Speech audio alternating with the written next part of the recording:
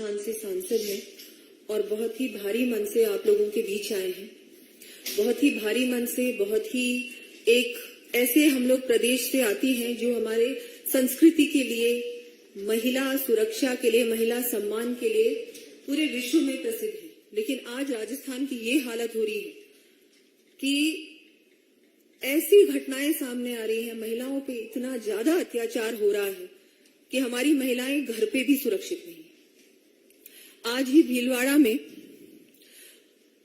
नरसिंहपुरा गांव में कोयले की भट्टी में एक बच्ची की जली हुई लाश मिली। जो बच्ची थी वो अपनी मां के साथ खेत में थी। ये लोग बकरी चरा रहे थे और फिर एकदम से वो बच्ची नहीं मिली। उसके बाद परिजन गए, थाने में रिपोर्ट भी दर्ज की, उसकी खोज करने का प्रयास किया। फिर वो जो कोयले की भट्टी थी वहां गए और वहां पर उसकी बिल्कुल जली हुई लाश मिली है। और अब परिजन कह रहे हैं कि उसके साथ रेप हुआ है, गैंगरेप हुआ है। और जो ये घटना हुई है उस पे जो एक्शन लेना चाहिए था वो राजस्थान पुलिस ने नहीं लिया। ये तो मैं आपको सिर्फ एक घटना बता रही हूँ। वही भीलवाड़ा में 2 दिन पहले एक बच्ची के साथ स्कूल में कुछ लड़कों ने उसकी वाटर बॉटल में पेशाब भर दिया। इतनी घिनौनी घटना, इतनी ऐसी घटना जिसके बारे में कोई सोच भी नहीं सकता। ऐसी घटनाएं राजस्थान में बार बार हो रही। कुछ दिन पहले हिंडौन में, करौली में भी एक घटना हुई थी जो एक बच्ची की लाश कुएं में मिली। उसके बाद जब परिजन रिपोर्ट लिखाने गए तब पुलिस वालों ने कहा कि यहां क्यों आए हो, यहां से जाओ क्योंकि तुम्हें ही बंद कर दिया जाएगा। राजस्थान में जो मुख्यमंत्री हैं वो वहां के होम मिनिस्टर भी हैं। मैं उनसे पूछना चाहूंगी कि इतनी सारी घटनाएं हो रही है, लगातार कम से कम 20 घटनाएं हो रही हैं राजस्थान में। महिलाओं पे इतना दुष्कर्म बढ़ा है, इतना रेप की घटनाएं। आज राजस्थान पूरे देश का रेप कैपिटल बन गया है। ये एनसीआरबी की आंकड़े कह रहे हैं, हम लोग नहीं कह रहे। क्या इन्होंने आपका क्या बिगाड़ा? इन महिलाओं ने, ये नाबालिग बच्चियों ने, जो लगातार इस तरह की घटनाएं राजस्थान में हो रही हैं। 28 की बात करें, 28 जुलाई की, तो एक दिन में कम से कम 21 घटनाएं, रिपोर्टेड घटनाएं थी। इसका जवाब कौन देगा? इनको इंसाफ कौन दिलाएगा? इनकी पार्टी की मुखिया प्रियंका गांधी राजस्थान आती हैं सैर करने, घूमने, रणथंभौर, लेकिन क्या वो किसी भी परिवारजन को मिलने गई हैं? क्या किसी भी पीड़िता के परिवार को उन्होंने दिलासा दिलाया है? क्या नहीं दिलाया। लड़की हूं, लड़ सकती हूं, तो क्या राजस्थान की लड़की लड़की नहीं है, इंसान नहीं है? उनको कौन इंसाफ दिलाएगा? ये इतनी शर्मनाक है। बाड़मेर में एक महिला के साथ रेप हुआ, उस पे एसिड डलाया, उसको मार दिया गया। बीकानेर में, खाजूवाला में रेप हुआ, उसमें पुलिस भी इन्वॉल्व थी।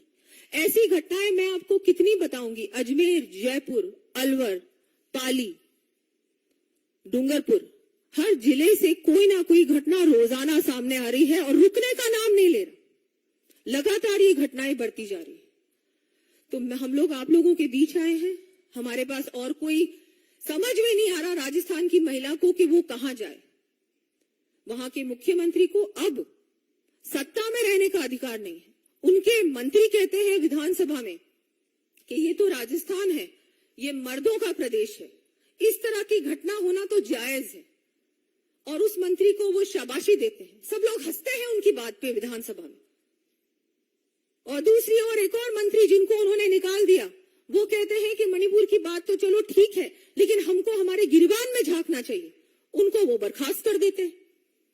राजस्थान में वो कर क्या रहे हैं? सिर्फ अपनी कुर्सी बचा रहे हैं और कुछ नहीं कर रहे। आज बहुत ही इतनी ज्यादा शर्मसार घटनाएं हो रही हैं, दिल दहलाने वाली घटनाएं हो रही हैं। शर्म आता है, मुझे शर्म आती है कि मैं एक ऐसे प्रदेश से हूं जो मीराबाई का प्रदेश है, पद्मिनी का प्रदेश है, पन्नाधाई का प्रदेश है, भक्ति, शक्ति, त्याग का प्रदेश है। लेकिन आज उसकी ये हालत हो गई। इसकी जिम्मेदारी कौन लेगा?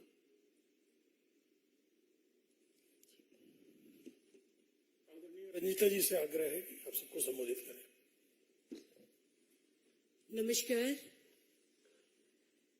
मैं ऐसे प्रदेश से आती हूँ, राजस्थान प्रदेश से, जहाँ कभी कहा जाता था पधारो हमारे देश, आज राजस्थान को जिस तरीके से एक रेपिस्ट राजस्थान बनाकर रख दिया है, तो जो जिस तरीके से मैं कह सकती हूँ, जिस प्रदेश में हम रहते हैं वहां पर आज जो पद्मनी और पन्ना धायका जो बेटियों के सम्मान के लिए राजस्थान को माना जाता था, आज बहुत मन व्यतीत है। और हम लोग आपके सामने इसलिए आए हैं कि राजस्थान में जिस तरीके से आप देखिए कि जो घटनाएं हो रही हैं वो दिल दहलाने वाली घटना है। आज हम कह सकते हैं करौली की घटना, जो एक बेटी के ऊपर एसिड डालकर और जला दिया जाता है, कुएं में फेंक दिया जाता है। दूसरी ओर आप देखिए जोधपुर की घटना, बहुत दिल दहलाने वाली घटना है। ये राजस्थान में पहली घटना नहीं है, राजस्थान में ऐसी घटनाएं आए दिन हो रही हैं, जो कि हम कह सकते थे कभी राजस्थान में बेटियों के सम्मान के लिए युद्ध हो जाया करते थे। लेकिन माननीय मुख्यमंत्री जी जिस तरीके से जनता के प्रति उन आरोपियों को पकड़ लिया जाता है और माननीय मुख्यमंत्री जी अपनी पीठ थपथपाते हैं और कहते हैं कि हमने पकड़ा है। लेकिन मैं कहती हूं कि ऐसे केसेस होने की ये क्या इंतजार करते हैं? क्या इनको ऐसा लगता है? ये आज तक कोई भी ऐसा इन्होंने नहीं करा जो हमारी बेटियों को सम्मान मिल सके। इन्होंने बेटियों के सम्मान के लिए आज तक क्या करा है? मैं पूछना चाहती हूँ राजस्थान के मुख्यमंत्री जी को, अशोक गहलोत जी को, जिन्होंने जिस तरीके से हमारे राजस्थान को एक रेपिस्ट राजस्थान बना दिया है और ऐसी दलित महिलाओं पर अत्याचार, दलित बेटियों पर अत्याचार, हमारी मासूम बेटियों पर अत्याचार, इस तरीके से जिस तरीके से अभी दिया जी ने भी आपको बताया कि हमारे राजस्थान को आज आंकड़े के साथ आप लोगों को हम लोग बता सकते हैं कि पूरे देश में राजस्थान नंबर 1 पर आ रखा है। तो माननीय मुख्यमंत्री जी से मैं पूछना चाहती हूँ, इनकी में भी प्रियंका गांधी जी कहती हैं मैं लड़की हूँ, लड़ सकती हूँ। आज तक आप राजस्थान में आकर के एक भी परिवार को आकर के मिले नहीं मिले, क्योंकि आप सिर्फ कुर्सी की लड़ाई लड़ती हो और कुर्सी की लड़ाई के लिए ही आपने एक नारा दिया था, मैं लड़की हूँ, लड़ सकती हूँ। अगर आप लड़ सकती हो तो आप उन बेटियों के लिए लड़िए जो आज दर्द सहन कर रही हैं, जो उनके लिए इंसाफ नहीं मिला है, उनके लिए कोई इंसाफ नहीं किया जा रहा है। आप उनके लिए क्यों नहीं मिल रही? आप उनके लिए क्यों इंसाफ नहीं कर सकती हैं? आप सिर्फ कुर्सी बचाने के लिए ये नारा दे सकती हैं।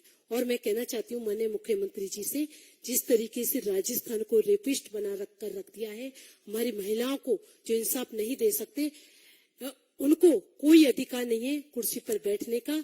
क्योंकि आज हम देखते हैं कि जिस तरीके से हमारे पूरे राजस्थान को आज बेटियों के साथ कोई इंसाफ नहीं करा गया। हम पन्ना धाई की धरती से आते हैं जो कि बेटियों का सम्मान करते हैं। बेटी को लक्ष्मी के रूप में माना जाता है, सरस्वती के रूप में माना जाता है। लेकिन माननीय मुख्यमंत्री जी ने जिस तरीके से राजस्थान को एक कलंकित कर दिया है, ये बहुत ही सोचने का विचार है। इस विषय में आप लोगों के कुछ प्रश्न हो तो आमंत्रित हैं।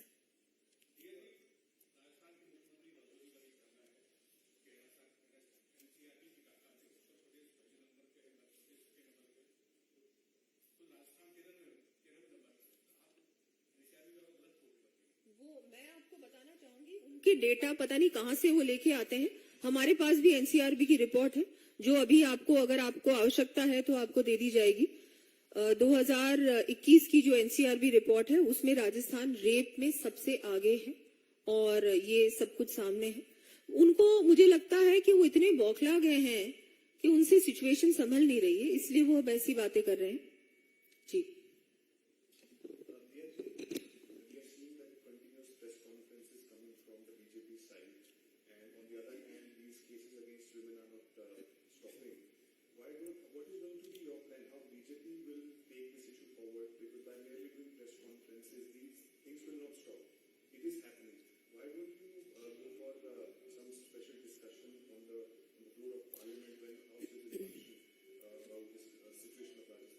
Yes, see, we can bring it up in Parliament. Parliament also, a lot of us have brought this up from time to time during zero hour and question hour. But it is not the central government who we need to question. It is the government of Rajasthan. And the MLAs in Rajasthan have been bringing this up in the Vidhan Sabha there. We've had lots of protests on the roads. And I would like to tell you, on the 5th of July, we had a massive protest of all the women. And they were not only BJP ladies, they were not only Mahila Morcha Bharatiya Janata Party. Those ladies from all walks of life. We had people who were Padma Shris, national awardees, sportswomen, and others as well, who joined us for this protest, because every woman feels so unsafe in our state today. It is so unfortunate. Anybody, even I think by the way, the Congress MLA herself said, I am not safe. What will I talk about other women?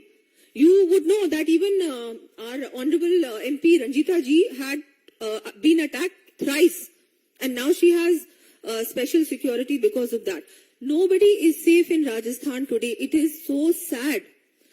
See, Rajasthan is a state where a lot of tourists come. It is a state where everyone, the way they see Rajasthan, they see it like, it's one of the best states, safest states, safe for women. In every way, Rajasthan has such a good image internationally. But unfortunately, the Gehlot government has ruined that.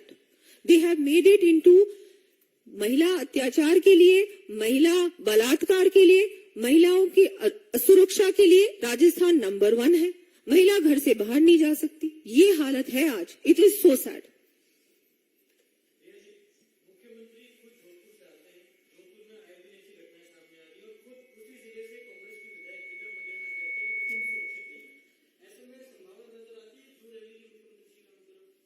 देखिए, मैंने अभी बोला कि दिव्या मदेरना जी का ही मैंने अभी जिक्र किया कि उन्होंने कहा कि मैं खुद अपने आप को सुरक्षित महसूस नहीं करती राजस्थान में.